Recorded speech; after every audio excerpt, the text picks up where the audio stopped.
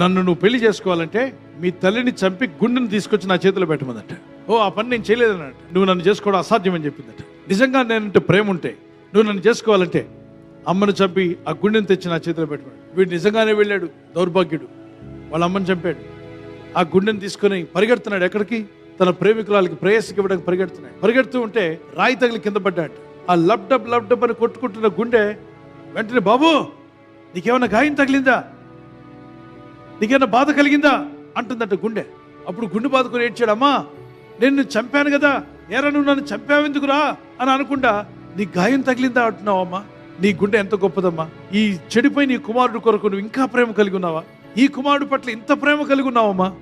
నీ ప్రేమ నిజమైన ప్రేమమ్మా అని ఆ ప్రేయస్ దగ్గరికి వెళ్లకుండా అప్పుడు గుండె బాదుకొని ఏడ్చాడు. ఇది ఒక ఉదాహరణ మాత్రమే. తల్లి ప్రేమ ఎంత గొప్పది. దేవుడు అంటాడు, ఒకని తల్లి వారిని ఆదరించినట్లుగా నేను మిమ్మల్ని ఆదరిస్తున్నాను.